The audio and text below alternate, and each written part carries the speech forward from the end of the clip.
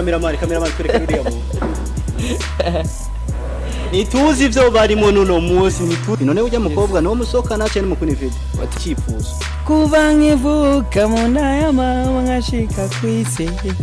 nibaza ko ari yonye ndetse nk'abandi bana b'abandi nkuko mubizi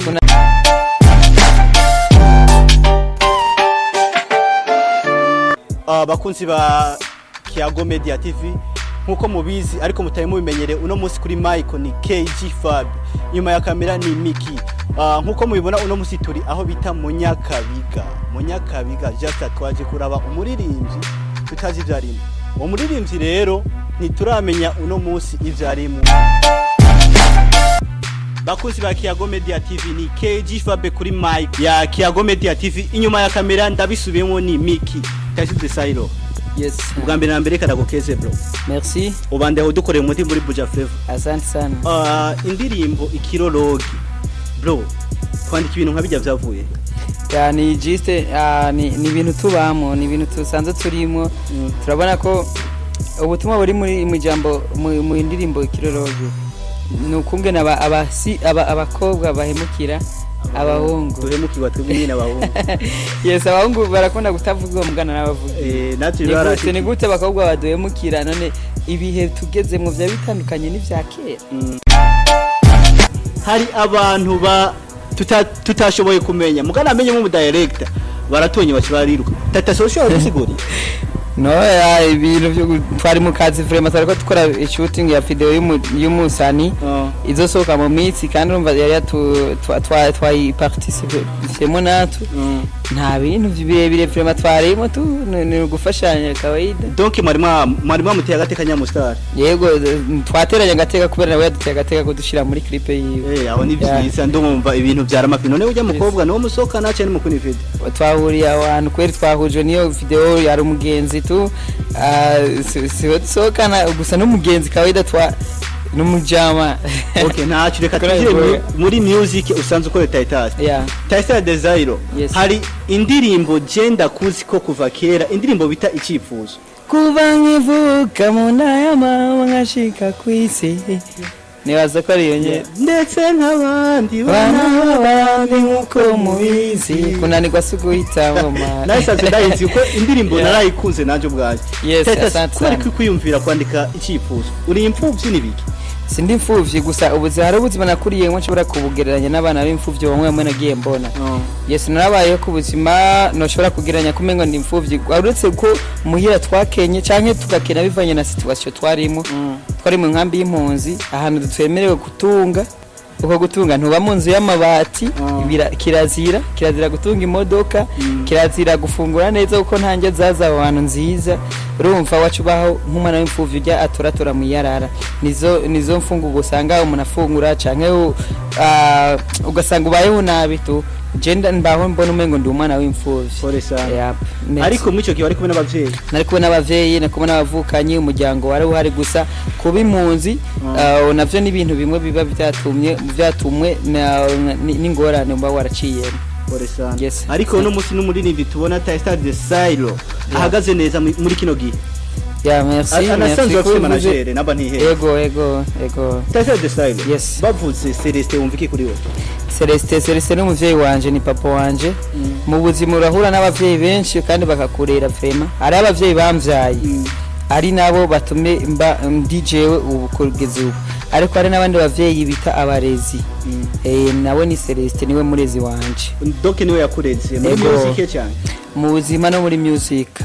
ariko ubu twomita ko ari manager wawe mwiki gihe arimo vyose arimo umuvyeyi kubera ko je sinshobora kugura ratio ngo ndari ubusa nawe bimumenyesheje ngo avyemere sinshobora kubura amahera ndi inzu ngo mburayo ndiha nawe bimumenyesheje sauf mugihe ntamubwiye ati bana ubu vyanse nabuze akafaranga kugura inzu ndamubwiye ni direct yaba ibyo gufungura canke ivyo kwambara namubwiye muvyeyi vye bigenze kunuko yaranyisinye gusa nanje nk'umuntu w'umugabo negereza kugwana ku rande rwanje ariko kujya kuntu umuntu ashigikwa n'ingorane bisanzwe urabwira umuntu wikorako nja kwikora ku bagenzi namuhejeje nawe Yep. ni byiza dova ko ari sawa. Ko hari abaririmbyi benshi muri Buja Flava bidogera umuziki ko utariha. Yeah. Kuri Test Silo wewe gute? umuziki urariha man umuziki urariha gusa urashobora kutakuba uwarukurishe directement ngo bibone mugabo gusa icyo novuga kuri hano kubera ko ushobora kuguha abagenzi uguha abagenzi urashobora kubaho kubera abagenzi mwahujwe n'umuziki nk'ubu deja mfise abagenzi benshi gose hari abo bitwa ba 1x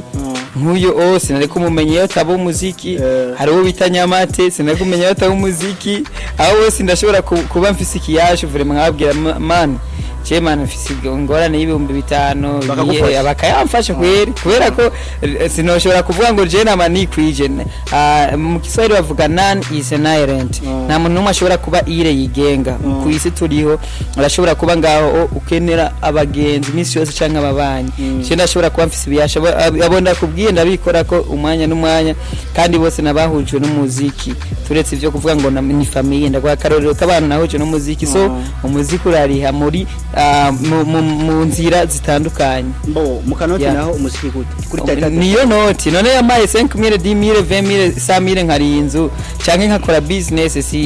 si kwakurira ku muziki ku bintu byo gupushinga umuziki muri cyo Burundi Teta de Silo abivuga kwiki abibona gute mu Burundi kupushinga umuziki canke ku boostinga nico kimwe novuga ko byose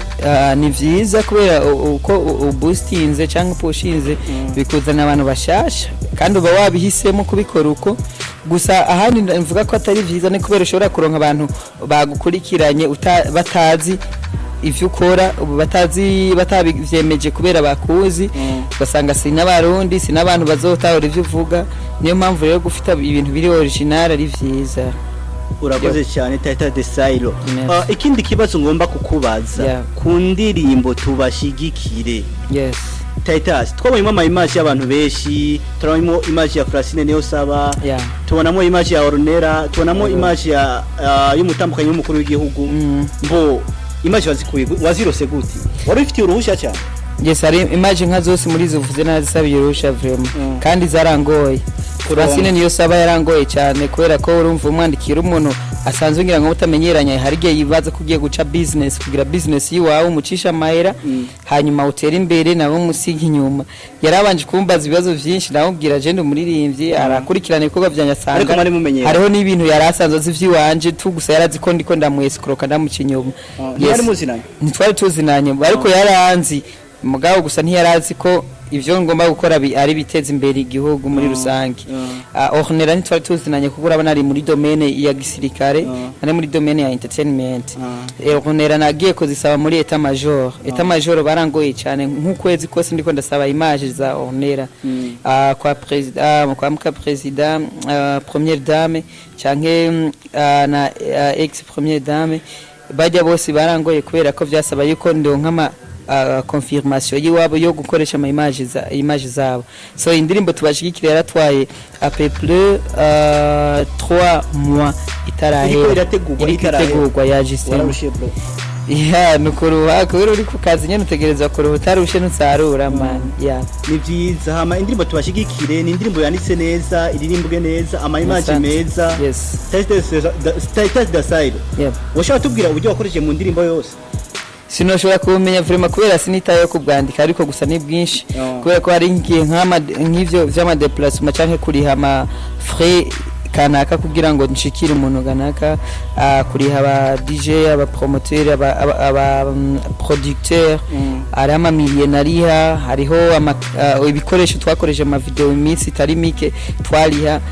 sinagiye nandika tugusa kweri n'amafaranga menshi tukiraho nyene Silo indirimbo yiwe ikibanza kinini tubonye kumengo yakorewe ruguru yego hari mu ntariye kuko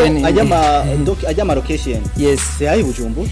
hariho ni muri Bujumbura rirare hari n'izindi zakorewe abona vuga imwaro ni Muramvya izo image zarafatiweyo waraduze yonyene yego twategerezwa kuduga kugira ngo ibintu ukora ibintu bijya bita originalite bifisa kanovera Titus de Silo wibona hehe inyuma y'imyaka 20 inyuma y'imyaka 20 ndiko nkora nkuko nkora vraiment nibona kuri niveau cyangwa ku rwego mpuzamakungu nikihe kintu wobwira abana bafise tara ariko bafise uburyo bwo kuririmba babuze uburyo bwo kuririmba ariko bafise ingabira no kuririmba nibo cika intege kubera ko je vraiment ngiye kuvuga nta umuvyeyi wanje nivyo nkikora indirimbo za mbere yarashobora kuvuga aranteye 5,000 mu 5,000 man si amahera ashobora kugufasha usora indirimbo video canke ngo urihe promotion mugaje ivyo 5 bimpaye yaba déplacement kandi ivyo 5 kubera byaba bitanzwe n'umuvyeyi cyari kintu bita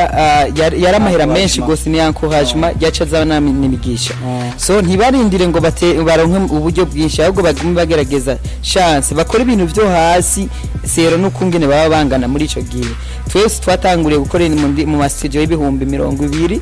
tutangura ku ma instrumental ndakubwije kuri je natanguriye kuri instrumental man y'abandi bakora kuri beat y'abandi nkaririmbira kindirimbo yiwanje nkagira concert kugira ndirimbire ku ndirimbo y'abandi urumva après biraza ngenda muri studio ku bihumbi nka 10 King Plata abantu bonzi ni benshi naragenda kankurira beat instrumental yonyene nka mwanga 10,000 canke 5,000 akambwira ati mane wewe zana uje kuzunzaniye umukate nivoka kugira ngo ndawukorera uyu munsi kandi naramurishe natekereza guhitana pe michete nivoka ya katresa yarambwira amahera rigugwa kugira nkorere kandi naramurishe gusa byari vyiza kubera ko yarama instrumental original ati itari yabandi aho nariko nera imbere urumva nari ntanguye gukorera kuri instrumental y'abandi hariho aho byagushikanye byarashikanye ahantu kuri izo instrumental nace ngenda nkarondera telefone nkaca naregistra indirimbo kamengo ni original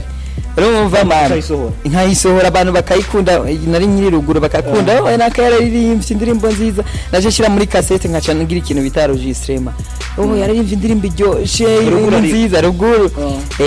maze kuzana gukorera muri studio z'Ibujumbura ndi amahera yose vyose hamwe basanga ndi studio za zibumbi 30 20 20,000 ugasanga indirimbo kweri nziza mugabo gusa isumbwa hari iziyiruta kubera rumva biba bitandukanye so rero abantu bose baba bafise impano bakaba bafise uburyo buto nibo kwihebura vraiment nta muntu numwe ababona imbere yiwe kubera ko je hano hose nashitse ni abagenzi ni abantu bo kunzira bagiye bamfasha kumushinga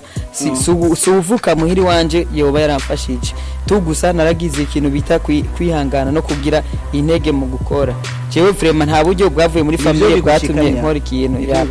yes Zairor hari ikintu ngomba kukubaza mu mpera z'iki kigana turiko turakora yes ndashaka umbwire ingorane umaze kuhura nazo muri music zikagukinike kubyo wiyumva ku musiki wowe ni nyinshi gose ni nyinshi cyane dore kukongorana nageze kugena gukora indirimbo kwanza ya mbere bampa indirimbo vraiment itana mastering itana mix ari Bujumbura nyene kujya ugera kuririmbo karimbe ibintu by'ama contract karimbe ibintu biri orgame agaca yeguko nyene umu producteur ntarangushiremo na logo kugira ngo ntuzobeshe ko yakorewe muri studio yiwe ruva man ivyo bintu barabinkoreye mukumviriza indirimbo yanje kubera uwo mu DJ uwo mu producteur yaramaze isomene ntonda anyirukana uzogarukejo genda uzogarukejo genda uzogarukejo damara isomene 18 nka 24 rero na ntonda 6h ntankorere subira inyuma urumva sinoga nukoga haragera umunsi ugira gatanu nanuki yacu gose nari mvuye ruguru mfise umupira umwe n'ipantaro zibiri urumva yacu kwereka uburyo aho ndenganye wose isazi imane zaraduma